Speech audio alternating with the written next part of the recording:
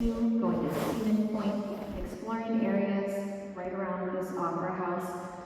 I ask for a round of applause for the folks behind the curtain.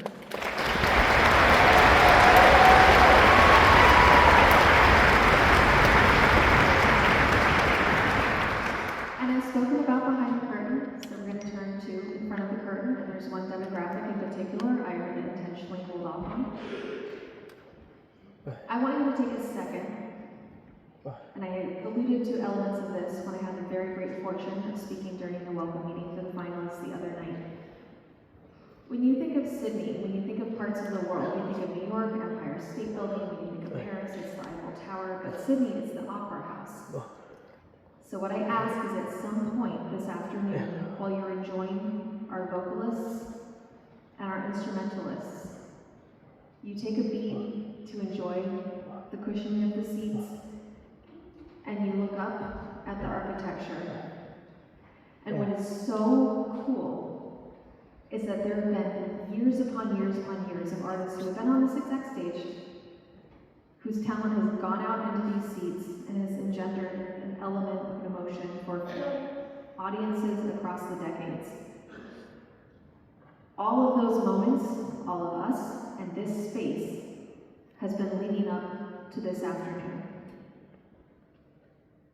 Because it is the absolute privilege to be present for the one, and there only will ever be one, Honors Performance Series Sydney 2025. Please give a huge round of applause for our finalists.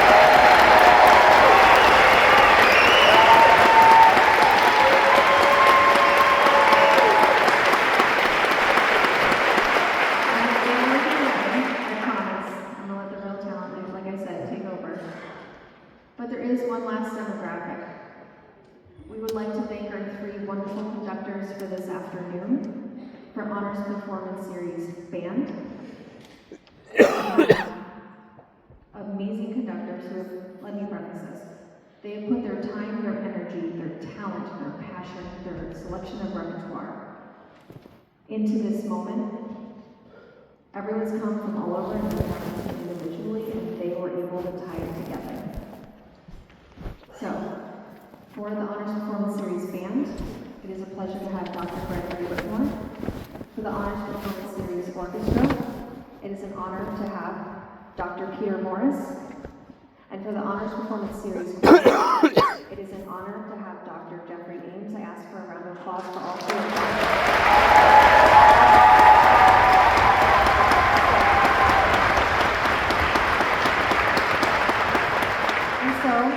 With a heart that is bursting full of pride, it is my pleasure and privilege to start off Honors Performance Series Band, conductor, Dr. Gregory Whitmore. Thank you so much.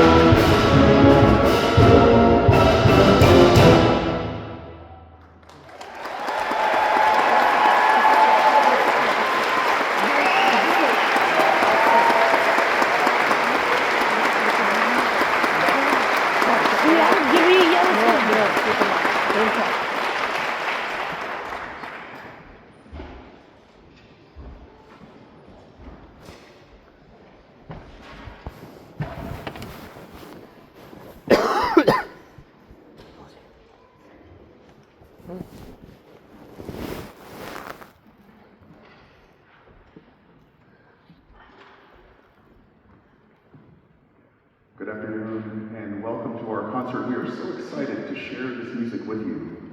These 5 pieces that the concert band and I will present each have their own character and their own unique story.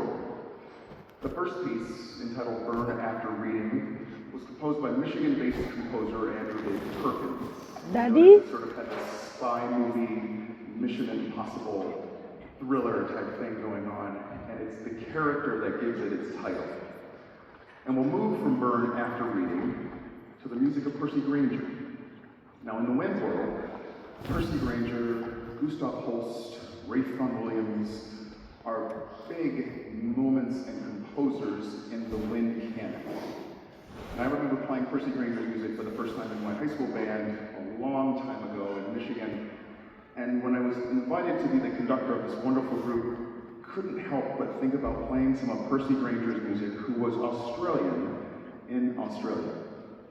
So this particular piece of music, Australian Upcountry Tune, is a sketch that Percy Grainger composed, which turned into a larger piece entitled Colonial Song about his homeland. Percy Grainger spent time in the United States. If you are from New York, you can go to White Plains, New York. There's a Percy Grainger house there. Spent time in the Midwest in Michigan, also spent time in California. And this particular tune was also a wedding gift to Percy Grainger's wife. Percy Grainger was married at the Hollywood Bowl. And so we're going to perform Percy Grainger's tune in Australian Upcountry Tune.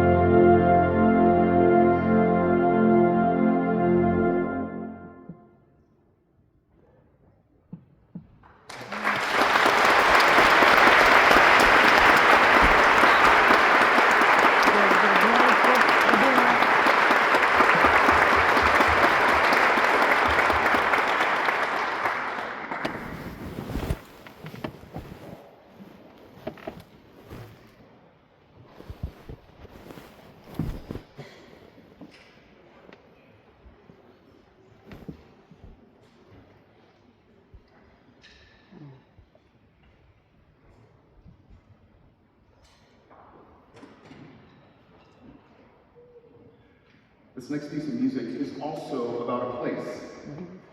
This particular piece by David Maslanka, entitled California, is and was commissioned for the California Band Directors Association for the 2016 California Band and Orchestra Conference. This particular piece of music, while it's not programmatic, Mr. Maslanka likes to refer to this piece as a character study into the different things California represents. It is at times brooding, foreboding, it is at times hopeful, it is at times joyful as well, but it's a study in different emotions that come from this piece, and how David Maslanka takes the character and spirit of California and puts it into a piece of music.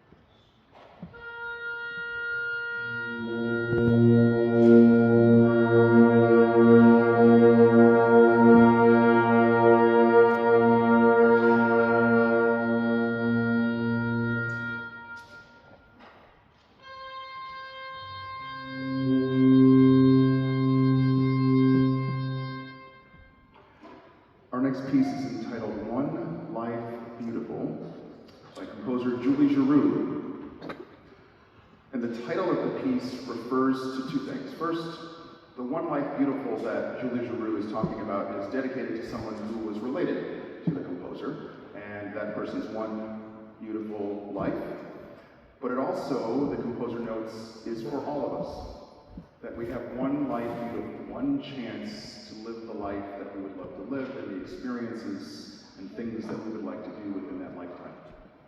And as I was programming for this particular experience, thinking about these wonderful young people and how they were going to get a chance to travel the world, meet people for the first time, and do what they do, and a chance to experience a new culture in a new place, felt like this particular piece, One Life Beautiful, fits this experience.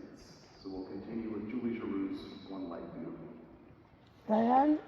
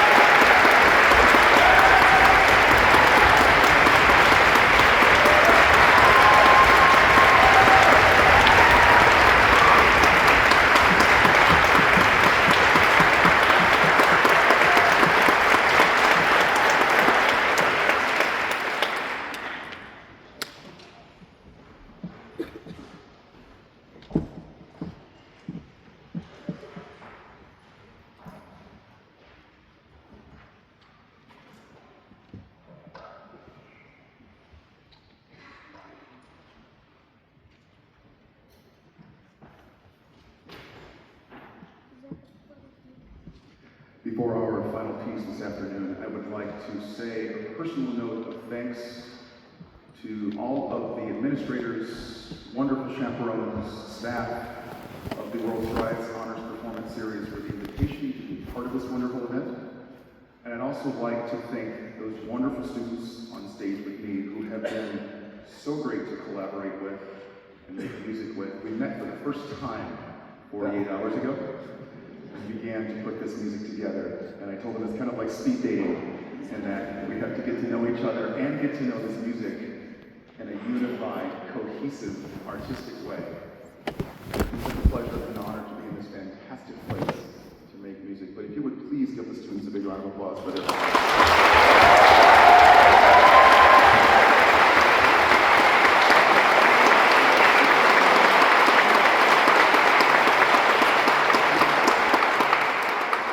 Our final piece of music is the music of the American March composer John Philip Sousa. And one of the things I do with my ensembles back home is we, every year in November, perform a Sousa march that is often off the beaten path. So most Americans know Washington Post, Stars and Stripes Forever, Semper Fidelis, the Liberty Bell, those marches that sort of make their appearance on programs in the American national holiday celebration time, off in the summer. But John Philip Sousa was a bigger composer than that, and a deeper composer than that. He wrote operettas and a bunch of other music. Sousa's parents were immigrants, and Sousa was and is a classicist.